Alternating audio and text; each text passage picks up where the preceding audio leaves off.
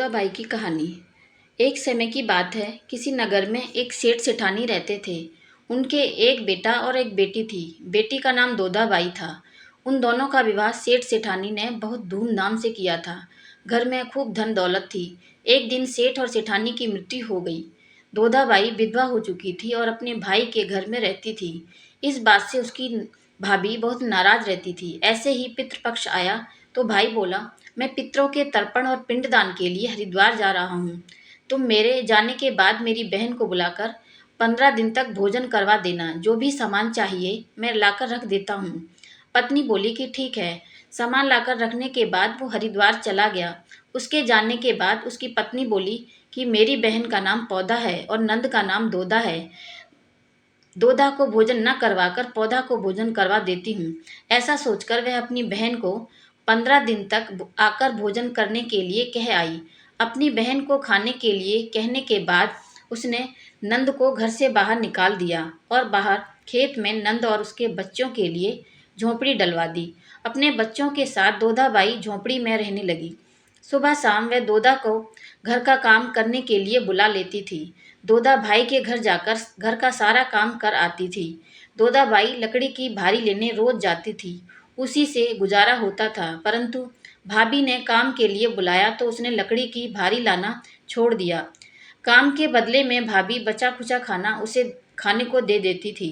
जब भी वह भाभी के घर से आती थी तो आटा छानने वाला कपड़ा अपने साथ ले आती थी। घर आकर उस आटे में सने कपड़े को पानी में घोलकर चूल्हे पर चढ़ाकर पकाकर बच्चों को दे देती थी और कहती कि खीर है, लो खा लो। बच्चे वही खाकर सो जाते थे। ऐसा ही उसका समय बीत रहा था। एक बार भाभी ने उसे आटा छानने वाला कपड़ा ले जाते देख लिया। भाभी दोदा से बोली, बाई जी आटा छानने का कपड़ा कहाँ ले जा रही हो? इसे यहीं छोड़कर जाया करो। दोदा ने कहा कि ठीक है। उस दिन भाभी ने उसे बचा खुचा भोजन भी नहीं दिया। भाभी बोली, कल आपकी माँ का श्राद्ध है, बिना बुलाए तो आना मत। हाँ, आंगन में लगा ये पेड़, पीपल का पेड़ अगर अपनी जगह से हिले तो आ जाना। ये सुनकर दोदा बहुत बेहद दुखी हुई और रोती रोती अपने घर चली गई। घर पहुंची तो बच्चे बोले, माँ भूख लगी है, कुछ खाने को दो। वह बच्चों से बोली कि बेटा आज हम सबका उपवास है, इसलिए खाना नहीं खाना है, आज भूखे ही सो जाओ। अगले दिन बच्चे बोले कि माँ, मामी ने कहा था कि आज नानी का श्राद्ध है, तो चलो वहाँ चलते हैं। तो दोदा बोली कि बेटा मामी ने कहा था कि आंगन में लगा पीपल का पेड़ अगर अपनी जगह से हिले तो आ जाना। तुम बताओ, कभी पेड़ हिलता है? पत्ते हिलते हैं, टहनियाँ हिलती हैं, कभी पेड़ को हिलते देखा है? उसने बच्चों को समझाया कि बिना बुलाए नहीं जाना चाहिए। शाम हुई तो उसके भतीजे आए और बोले, बुआ माँ ने भोजन भेजा है। उसने देखा कि भोजन के नाम पर 2 सूखी रोटियों के ऊपर थोड़े से चावल रखे हुए थे। यह देखकर उसे बहुत गुस्सा आया और उसने अपने बच्चों से बोली, इसे झोपड़ी के ऊपर फेंक दो। और वह भूखे ही अपने बच्चों को लेकर सो गई। सारी रात गंगा माँ को याद करती रही और प्रार्थना करती रही कि हे माँ गंगा, मेरे भाई की रक्षा करना, वो हमारी रक्षा करेगा। अगले दिन फिर भाभी आई और बोली, बाई जी कल तुम्हारे पिताजी का श्राद्ध है, बिना बुलाए मत आना, लेकिन आंगन में लगा पीपल का पेड़ हिले तो आ जाना। अगले दिन भी वे भाभी के घर भोजन के लिए नहीं गईं।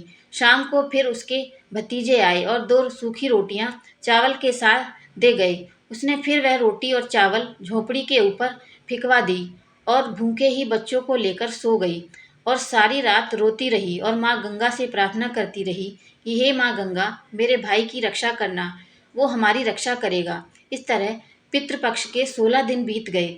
उसका भाई वापस आया तो उसने देखा उसके घर के आंगन में कीचड़ ही कीचड़ भरा हुआ है। उसने अपनी पत्नी से पूछा कि इतना कीचड़ क्यों है, मेरी बहन और भांजे कहाँ हैं? तो उसकी पत्नी बोली, श्राद्ध के पूरे 16 दिनों तक मैंने तुम्हारी बहन और भांजों के पैर कच्चे दूध से धोए हैं, इसलिए यहाँ कीचड़ हो रहा है। तुम्हारे पीछे से मैंने उनकी खूब सेवा की, खीर पूड़ी खिलाई, फिर भी वो मुझसे नाराज होकर खेत में झोपड़ी डालकर रह रही हैं। भाई खेत पर पहुंचा तो वह देखता है कि वहाँ कोई झोपड़ी नहीं थी। वहाँ एक आलीशान महल बना हुआ था जिसके आंगन में उसके भांजे खेल रहे थे। उसने जाकर अपनी बहन से कहा कि बहन ये सब क्या है?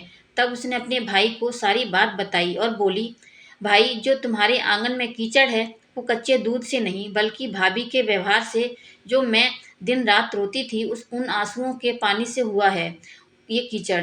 माता पिता के श्राद्ध पर भाभी ने कहा कि पीपल का पेड़ हिले तो आ जाना, बिना बुलाए मत आना। पीपल का पेड़ हिला नहीं तो हम गए नहीं, और शाम को उन्होंने 2 रोटी और चावल भिजवाए, जिसे मैंने गुस्से में झोंपड़ी के ऊपर फेंक दिया। माता पिता के आशीर्वाद और तुम्हारे साथ और गंगा मैया की कृपा से ये सूखी रोटियां सोने में और चावल हीरे मोतियों में बदल गए, जिसके प्रभाव से ये सब हुआ है। भाई ने अपनी बहन से अपनी पत्नी की गलती की माफी मांगी।